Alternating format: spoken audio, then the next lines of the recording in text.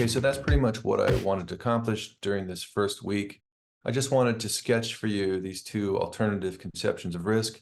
One is the dominant sort of objective approach to risk, and the other one is this more phenomenological notion that I only sketched today, but we'll flesh it out more as we talk about these issues.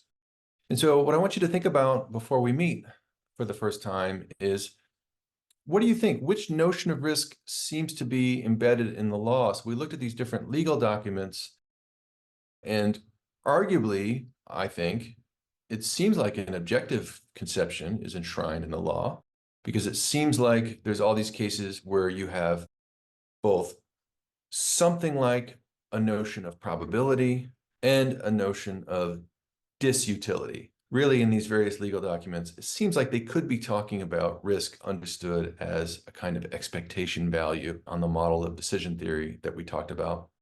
But on the other hand, it might be the case that they're talking about a more humanistic or phenomenological notion of risk, and they understand this notion of likelihood more in terms of significance, like whether you should put considerations about that potential outcome into action in your deliberations. In harm, also, maybe they're talking about an objective measure of disutility, but they could just be talking about this sort of everyday humanistic notion of harm that's very familiar to us in our everyday lives, right? It's a fundamental concept that we all rely on in our day-to-day life. So the question is, which notion of risk is enshrined in the law?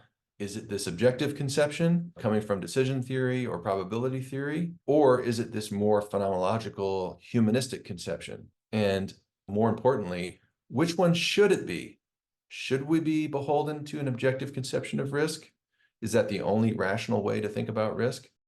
Or does it make more sense to think about risk in this more phenomenological vein? It's an open question as far as I'm concerned, and it's something that's central for the purposes of this module. So in the next few weeks, in the second, third, and fourth meeting, we're going to talk about paradoxes that seem to emerge if we insist that risk ought to be construed in these probabilistic terms. And then in the final week, we're going to try to reframe those problems by thinking about risk in a non-probabilistic, phenomenological way. So I hope you found this background discussion about the theory of risk helpful. I think that if you want to understand the paradoxes that are going to emerge in the coming weeks, it would really help if you watched these videos a couple of times and then brought any questions that you had to our first meeting. And I'd be happy to answer them and try to elaborate anything that wasn't perfectly clear. At any rate, I really look forward to discussing these issues with you in the coming weeks. Take care, and I'll see you soon.